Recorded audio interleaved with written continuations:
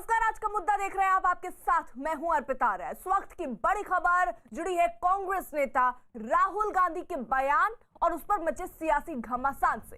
केरल के तिरुवनंतपुरम पहुंचे राहुल गांधी ने एक रैली में एक ऐसा बयान दे दिया जिस पर सियासी विवाद शुरू हो गया। केरल के लोगों को संबोधित करते हुए राहुल गांधी ने वहां के लोगों की राजनीतिक समझ की जमकर तारीफ की, लेकिन इसी दौरान उन्होंने उत्तर भारतीय लोगों की समझ पर भी सवाल उठा दिए। राहुल ने कहा कि देश के राजनीतिक मुद्दों पर उत्तर भारत के लोगों की समझ को सतही होती है। राहुल ने कहा कि वो 15 साल तक उत्तर भारत से सांसद रहे, लेकिन जो ताजगी उन्हें केरल और खास तौर पर अपने संसदीय क्षेत्र वायनाड में मिली, वैसी पहले उत्तर भारत में नहीं मिली।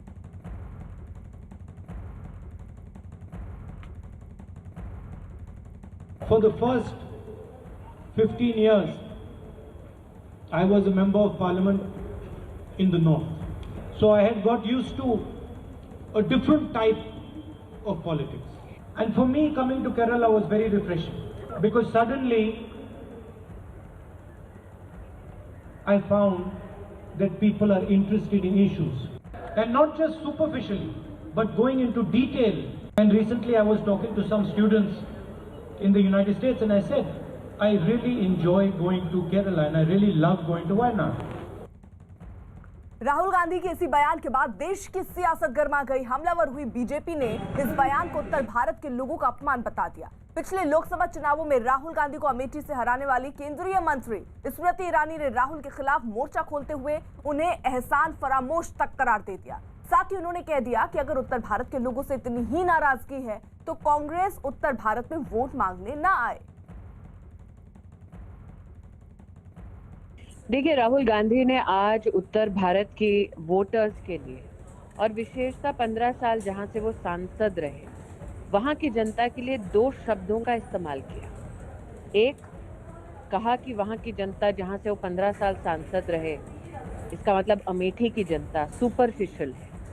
सुपरफिशियल का मतलब अगर आप हिंदी में निकालें तो शायद सतही हैं, खोखले हैं। दूसरा, उन्होंने कहा कि इंटेलिजेंट पॉलिटिक्स का उनको स्वाद तब मिला जब वो केरल में आए। इसका मतलब वो इशारे में ये कह रहे हैं कि उत्तर भारत के नागरिक और विशेषतः वोटर उनकी दृष्टि से इतने बुद्धिमान नहीं है। एहसान फरामोश एक शब्द है उर्दू में, शायद सेक्युलर राहुल गांधी को इस शब्द का अर्थ पता हो। आज उन्होंने एहसान फरामोशी को चरितार्थ कर दिया है उत्तर भारत की पॉलिटिक्स में। ये तो सिर्फ बार बार अपनी राजनीति के लिए कभी गुजरात और गुजरातियों के खिलाफ अपशब्द कहना, आज उत्तर भारत की जनता को उनकी बुद्धिमत्ता पर प्रश्न चिन्ह लगाना, उन्हें खोखला कहना। राहुल गांधी जो सीमित राजनीति करते हैं, देश को पक्ष को दूसरे पक्ष से लड़ाने की बात करते हैं, उत्तर भारत हो या गुजरात, उसको अपमानित करते हैं। अगर उत्तर भारत से इतना ही बैर है उनको, तो उनकी बहन काहे उत्तर प्रदेश में गली गली जा रही है कांग्रेस का परचम लहराने के लिए? क्यों नहीं कह देते राहुल गांधी अपनी बहन से भी कि ना देखें उत्तर प्रदेश की तरफ, जिसके लिए राहुल गांधी और गांधी खानदान के मन में बिल्कुल ही सम्मान नहीं है। नीरज हमारे साथ, हमारे सहयोगी इस वक्त जुड़ चुके हैं। और नीरज, बड़ा सवाल तो ये है कि ऐसे वक्त पर देखिए, जब चुनाव बंगाल में होने वाले हैं और कांग्रेस अपने अस्तित्व को खंगाल रही है, खोज रही है, ऐसे वक्त पर राहुल गांधी का ये बयान किस तरीके से देखा जाए?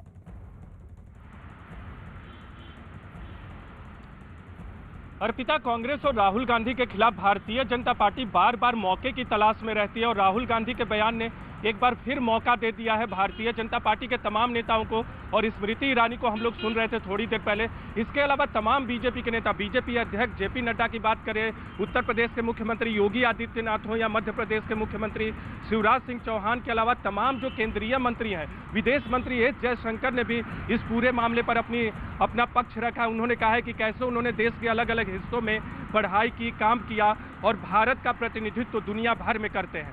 तो इस बयान के मायने ये है कि राहुल गांधी के खिलाफ बीजेपी को हमला करने का मौका मिल गया। लेकिन अब बिल्कुल नीरज साहब, देखिए, इसी बीच बीजेपी अध्यक्ष जेपी नड्डा ने भी राहुल गांधी को उनके उत्तर भारतीयों पर दिए गए बयान पर घेरा। नड्डा ने बाकायदा ट्वीट करते हुए लिखा कि कुछ दिनों पहले राहुल गांधी नॉर्थ ईस्ट में थे, तो भारत के पश्चिमी हिस्से के लिए जहर उगल रहे थे। आज दक्षिण में है तो उत्तर के लिए जहर उगल रहे हैं। फूट डालो और राजनीति से काम नहीं चलता राहुल गांधी जी। लोगों ने इस तरह की राजनीति को ठुकरा दिया है। देखिए गुजरात में आज क्या हुआ है। वहीं यूपी के मुख्यमंत्री योगी आदित्यनाथ ने भी राहुल गांधी के उत्तर भारतीयों की समझ पर दिए बयान पर पलटवार किया। योगी आदित्यनाथ ने भी बाकायदा ट्वीट किया और लिखा कि श्रीमान राहुल जी, श्रद्धेय अटल जी ने कहा था कि भारत जमीन का टुकड़ा नहीं, जीता जागता राष्ट्र पुरुष है। कृपया आप इसे अपनी ओछी राजनीति की पूर्ति के लिए क्षेत्रवाद की तलवार से काटने का कुत्सित प्रयास ना करें। भारत एक था और एक ही रहेगा। भारत माता की जय। वहीं यूपी के मंत्री सिद्धार्थनाथ सिंह भी राहुल गांधी के बयान पर भड़क गए और उन्होंने देश को बांटने वाली राजनीति न करने की नसीहत दे डाली।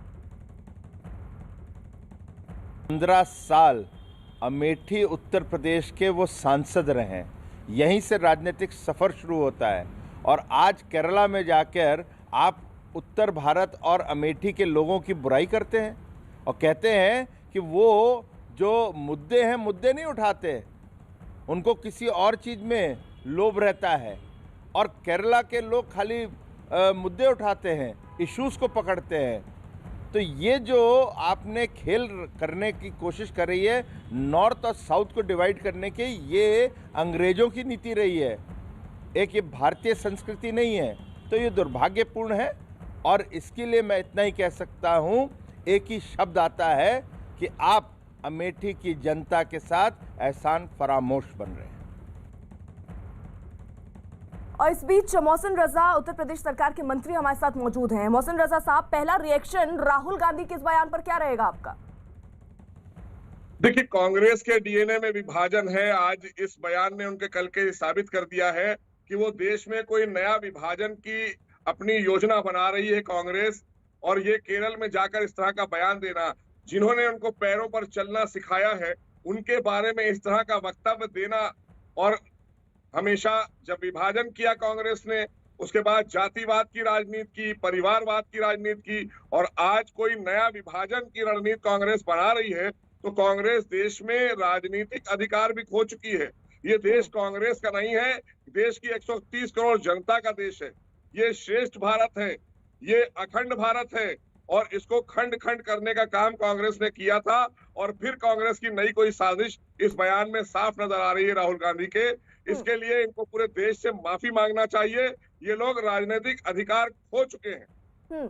मोहसिन रजा साहब, वो ये कह रहे हैं राहुल गांधी अपने बयान में कि उत्तर प्रदेश में जो है राजनीति अलग ढंग की है, वहां पर मुद्दों पर बात नहीं होती। हाँ बिल्कुल, चूंकि उनके बुजुर्गों तक को चलना सिखाया है उत्तर प्रदेश और नॉर्थ इंडिया के इस अमेठी और रायबरेली शहर ने, जो देश का बहुत चर्चित और बहुत ही इसलिए चर्चित रहा क्योंकि इनकी दादी भी यहीं से थी, जो प्रधानमंत्री देश की बनी, और आज इस तरह की बात कर रहे हैं। ये बहुत ही गैर जिम्मेदाराना बयान, और खास करके कांग्रेस के लोगों को, देश के लोगों से माफी मांगना चाहिए। क्षेत्रवाद में देश को डालने का एक पूरा प्रयास है, और वहां मैं तो कहूं। बिल्कुल, बहुत बहुत शुक्रिया मोहसिन रजा साहब हमारे साथ जुड़ने के लिए। उधर देखिए, विवाद बढ़ा तो विदेश मंत्री एस जयशंकर भी सामने आए और उन्होंने राहुल गांधी के बयान पर पलटवार करते हुए बाकायदा ट्वीट किया और उन्होंने लिखा कि मैं दक्षिण से आता हूं, मैं पश्चिम के राज्य से सांसद हूं, मेरा उत्तर भारत में जन्म, शिक्षा ली और काम करता हूं, मैं विश्व में सभी भारतीयों का प्रतिनिधित्व करता हूं। भारत एक है, इसे रीजन कहकर नीचा मत कीजिए, इसे कभी मत बांटिए। वहीं उत्तर भारतीयों की राजनीतिक समझ पर सवाल उठाने वाले राहुल गांधी के बयान पर भला मध्य प्रदेश के मुख्यमंत्री शिवराज सिंह चौहान कहां चुप बैठने वाले थे। उन्होंने भी बयान पर पलटवार किया और दावा किया कि उत्तर भारत की तरह ही दक्षिण भारत भी जल्द ही कांग्रेस मुक्त होगा। जहां जहां पांव पड़े राहुल के, तहां तहां बंटा ढार, कांग्रेस का बंटा ढार। पहले उत्तर कांग्रेस मुक्त कर दिया, अब भैया दक्षिण की तरफ चले हैं। लेकिन राहुल जी हमारे लिए, देश की जनता के लिए, पूरा देश एक है। उत्तर हो, दक्षिण हो, पूरब हो, पश्चिम हो, एक भारत श्रेष्ठ भारत। अरे हम सब भारत माँ के लाल, भेदभाव का कहाँ सवाल।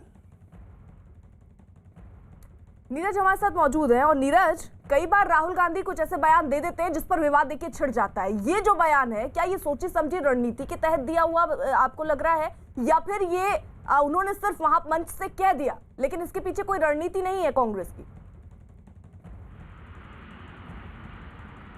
अर्पिता, राहुल गांधी के बयान के पीछे एक रणनीति तो बिल्कुल है कि दक्षिण में जो चुनाव होने हैं तमिलनाडु और केरल में, वहां के मतदाताओं को एक तरजीह दिया जाए, क्योंकि राहुल गांधी केरल से सांसद हैं और राहुल गांधी के लिए बहुत चुनौतीपूर्ण चुनाव है तमिलनाडु और केरल का, क्योंकि केरल में इस बात की उम्मीद है कि यूडीएफ को इस बार लाना है सत्ता में। पिछली बार बहुत मुश्किल से एलडीएफ जीती थी, लेकिन इस बार कोशिश है उनकी कि यूडीएफ को किसी तरह लाए, क्योंकि कांग्रेस के नेतृत्व में अगर सरकार नहीं आती है केरल में तो कांग्रेस के लिए बहुत मुश्किल हो जाएगा आने वाले दिनों में। हाँ, ये भावना नहीं रही होगी उनकी तरफ से कि उत्तर भारत के लोगों का अपमान किया जाए या अमेठी के लोगों का अपमान किया जाए, लेकिन बयान ऐसा, उसमें कहीं ना कहीं इस बात की भावना जाहिर होती है कि उत्तर भारत के लोगों को अपमानित किया गया है उस बयान के माध्यम से। लेकिन अब से थोड़ी देर बाद कांग्रेस की तरफ से रणदीप सुरजेवाला पूरे मामले पर कांग्रेस का पक्ष रखेंगे और बीजेपी नजर उस पर भी रहेगी कि आखिरकार कांग्रेस का स्टैंड इसको लेकर क्या होता है, राहुल गांधी के इस बयान को लेकर क्या रहता है। नीरज, आप रहिए और नजर बनाए रखिएगा।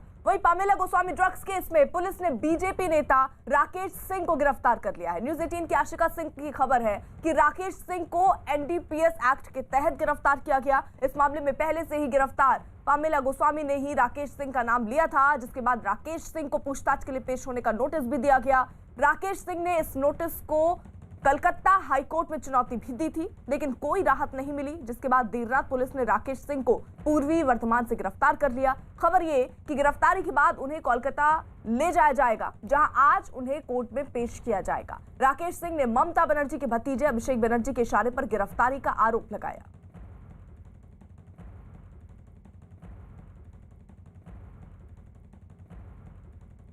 আজকে ছেলেকে আমাকে এটা বন্ধ করে এখানে টিএমসি আসবে না, তাই জন্য লজ্জা অভিষেক ব্যানার্জি, ববি হাকিম আর ওম প্রকাশ মিশ্রা এদেরকে নিয়ে এটা হবে, এটা চলবে না। आशिका हमारे साथ सहयोगी इस वक्त जुड़ चुकी है, साथ ही साथ कोलकाता से यतेंद्र शर्मा भी अब से थोड़ी देर में हमारे साथ होंगे और दिल्ली में चुनाव आयोग के दफ्तर से नीरज कुमार इस वक्त हमारे साथ होंगे। जल्दी से पहले आशिका का रुख कर लेते हैं, वो राकेश सिंह के आवास के बाहर मौजूद है। आशिका, आज कोर्ट में भी पेश करना है, कितने बजे कोर्ट में पेश करना है? देखिए, दोपहर बाद कोर्ट में उन्हें पेश किया जाएगा। फिलहाल कोलकाता पुलिस की एक टीम राकेश सिंह के घर पर पहुंची हुई है। मैं यहाँ की तस्वीरें आपको दिखा दूं। एक नोटिस या एक जानकारी जो कोलकाता पुलिस की तरफ से वो यहाँ पर लाई गई है, परिवार को दी गई है, जिसमें ये लिखा गया है कि एनडीपीएस एक्ट के तहत राकेश सिंह को गिरफ्तार किया गया है, बर्दवान के गलसी से गिरफ्तार किया गया है। उन्हें फिलहाल लाल बाजार जो पुलिस मुख्यालय है वहाँ पर रखा गया है। आज कोर्ट में ले जाया जाएगा और उसके पहले परिवार को जानकारी कोलकाता पुलिस की तरफ से ये जो कागज़ है लेकर के टीम यहाँ पर पहुँची है। घर के अंदर अब भी वो टीम है और मैं आपको ये भी बता दूं कि राकेश सिंह के साथ ही उनके परिवार के जो दो उनके बेटे हैं उनको भी यहाँ से ले जाया गया है।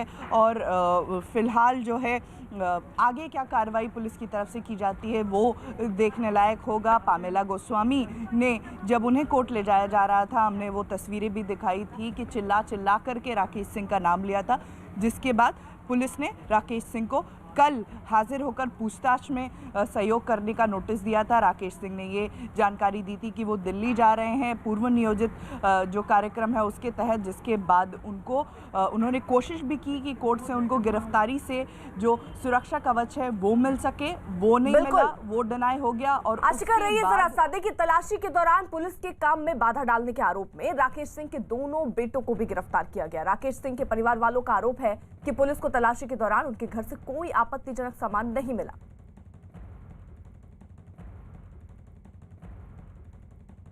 यतेंद्र भी हमारे साथ मौजूद है। यतेंद्र, क्या अपडेट मिल रहा है फिलहाल? क्या उनके बेटों को भी गिरफ्तार किया गया है? देखिए, बेटों को लेकर अभी तक कोई जानकारी नहीं दी गई है।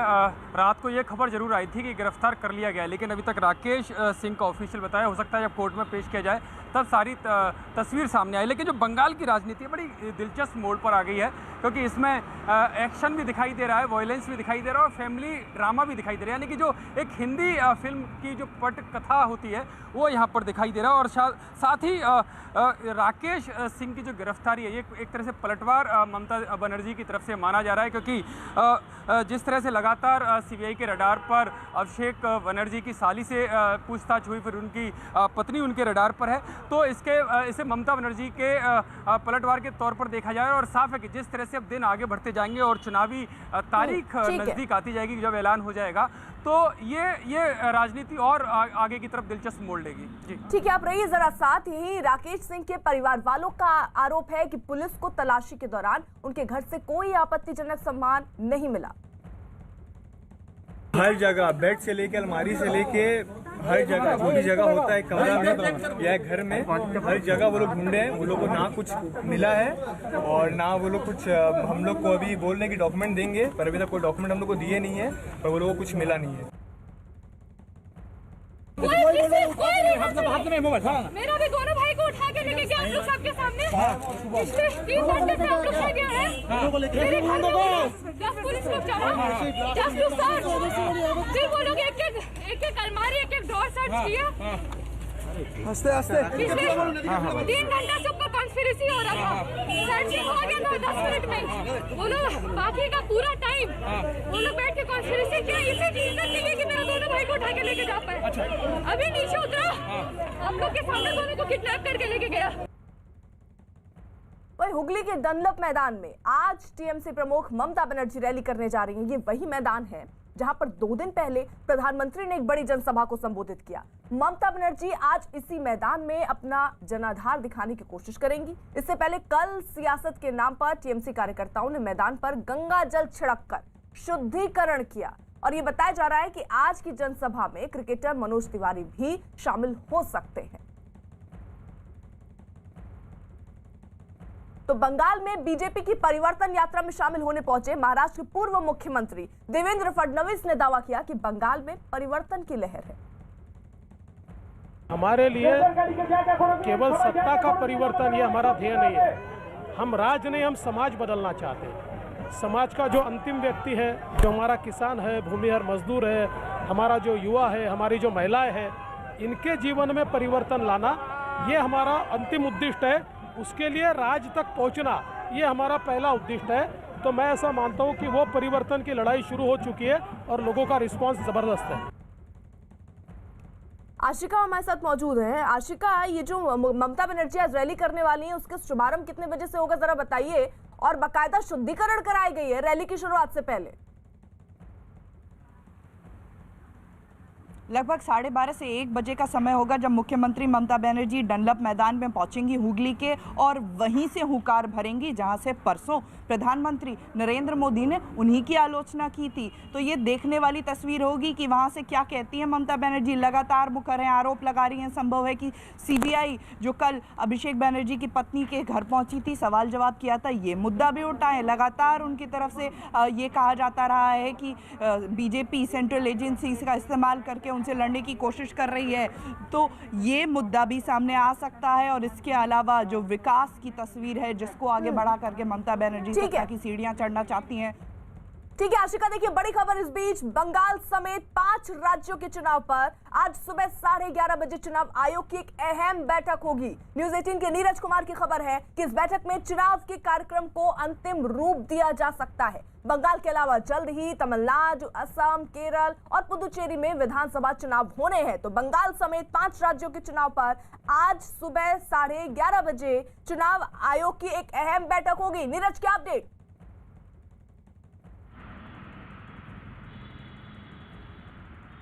अर्पिता, मुख्य चुनाव आयुक्त और दोनों चुनाव आयुक्त इस बैठक में होंगे और 5 राज्यों के चुनाव चरणों पे चर्चा होगी और उसको अंतिम रूप दिया जाएगा। हालांकि इसकी घोषणा चुनाव की तारीखों के ऐलान के दिन किया जाएगा चुनाव आयोग की तरफ से, लेकिन तमाम मसलों पे चर्चा होगी। लेकिन एक महत्वपूर्ण बात है, केरल में कोरोना के मामले बढ़ रहे हैं, वहाँ कैसे चुनाव कराया जाए, एक चरण में चुनाव कराया जाए या एक से अधिक चरण में चुनाव कराया जाए, इस विकल्प पर चुनाव आयोग विचार करेगा। क्योंकि जिस तरह से कोरोना के बढ़ते मामले केरल में सामने आए हैं, उससे चुनाव आयोग चिंतित है। पश्चिम बंगाल में कितने चरण होंगे, हालांकि जो हमें जानकारी मिली है चुनाव आयोग 6 से 7 चरण पे विचार कर रहा है। तमिलनाडु में 1 चरण में चुनाव होंगे, पुदुचेरी में 1 चरण में चुनाव होगा, असम में 2 से 3 चरणों में चुनाव कराए जाएंगे। तो इसको आज अंतिम रूप दे दिया जाएगा और आज के बाद कभी भी चुनाव आयोग चुनाव की घोषणा कर सकता है। और दूसरी अहम बात, इसके बाद भी दूसरी बैठकें हो सकती है, लेकिन आज की बैठक में सैद्धांतिक बिल्कुल तौर पे महत्वपूर्ण बैठक जिस तरीके से आप बता रहे हैं उस पर भी नजर होगी। लेकिन इस वक्त बड़ी खबर आ रही, जल्दी से उस पर नजर डाल लेते हैं। इस वक्त की बड़ी खबर आ रही है दिल्ली से, जहां सूत्रों के हवाले से ये खबर है कि 5 राज्यों से दिल्ली आने वाले लोगों को कोरोना नेगेटिव रिपोर्ट दिखाना जरूरी होगा। 5 राज्यों में कोरोना के मामले बढ़ने के बाद राज्य सरकार ने यह फैसला लिया है और इस फैसले का ऐलान आज हो सकता है। सूत्र तो ये भी बता रहे हैं कि महाराष्ट्र, केरल, छत्तीसगढ़, मध्य प्रदेश और पंजाब से दिल्ली आने वाले लोगों को नेगेटिव रिपोर्ट दिखाने के बाद ही उन्हें राजधानी में एंट्री मिलेगी। पिछले 1 हफ्ते में कोरोना के जो नए मामले सामने आए हैं उनमें से 86% इन्हीं 5 राज्यों से हैं, जिसके बाद दिल्ली सरकार ने ये फैसला लिया। सूत्रों के मुताबिक ये आदेश फिलहाल 26 फरवरी की आधी रात से 15 मार्च दोपहर 12 बजे तक लागू रहेगा। ये आदेश सार्वजनिक वाहन यानी फ्लाइट, ट्रेन और बस से दिल्ली आने वाले यात्रियों पर लागू होगा, जबकि निजी वाहन से दिल्ली आने वाले लोगों को इससे छूट मिलेगी।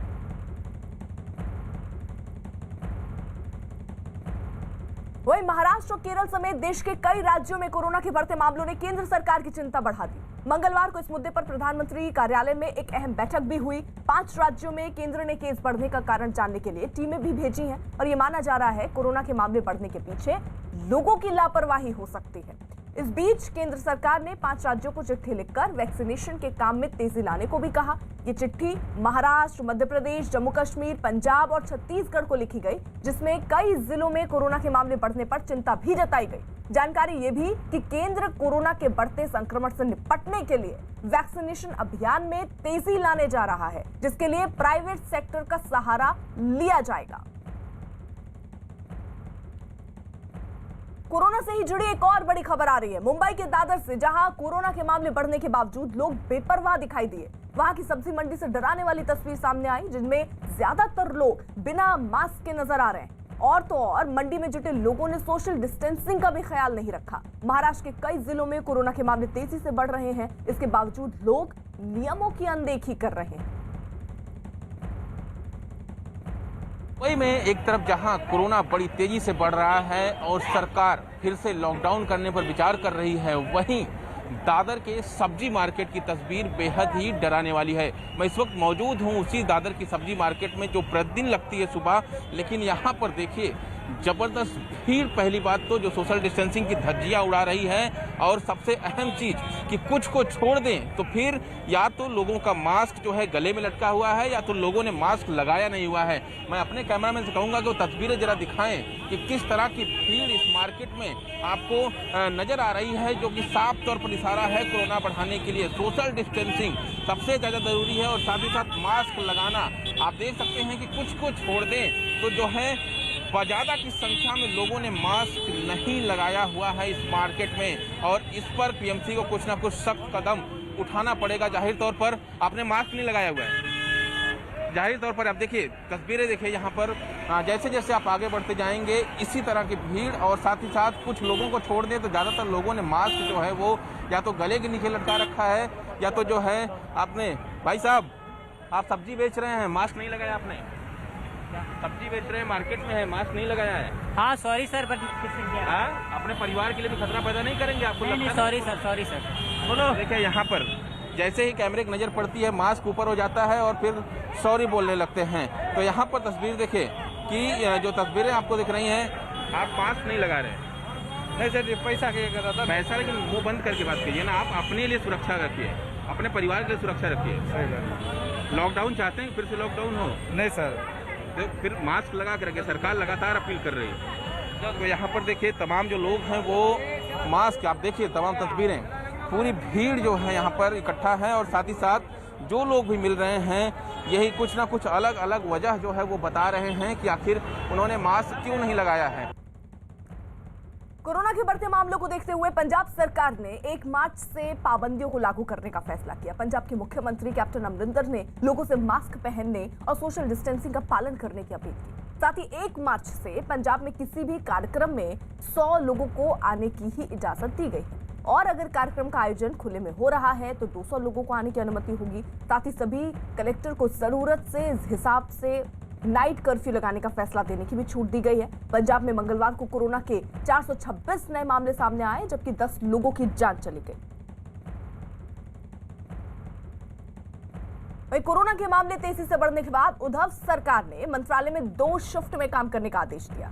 इसके अलावा मुख्यमंत्री ने मंत्रालय में प्रवेश पर भी सख्ती बढ़ा दी है।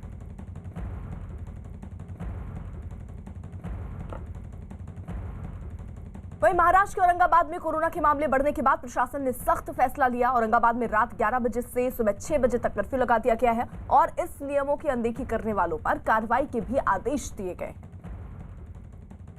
23 फरवरी 2021 से लेकर के 8/5/2021 तक रात को 11 से अगले दिन सुबह 6 बजे तक नाइट कर्फ्यू लगाया जा रहा है। इसका आदेश निकाला गया है। इसमें जो अत्यावश्यक यानी इसेंशियल सर्विसेज जिसको हम कहते हैं इनको छूट दी गई है, लेकिन बिना वजह लोग सड़कों पर ना घूमें, ऐसी हम सभी से अपील कर रहे हैं। मुंबई में कोरोना के मामले तेजी से बढ़ने के बाद अब स्थिति कुछ ऐसी है कि कई ऐसी जगहों को बंद किया गया है।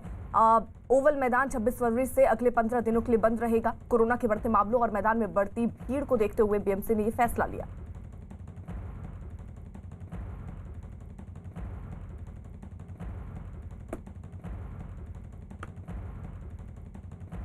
बच्चे चाहें तो देश बदल दें, बच्चे चाहें तो एक नई दुनिया बना दें। ऐसे ही कुछ अद्भुत यंग जीनियस के साथ नेटवर्क 18 दिखा रहा है एक अनोखा शो, बायजूस यंग जीनियस। 27 फरवरी को शाम 7 बजे न्यूज 18 इंडिया पर देखिए।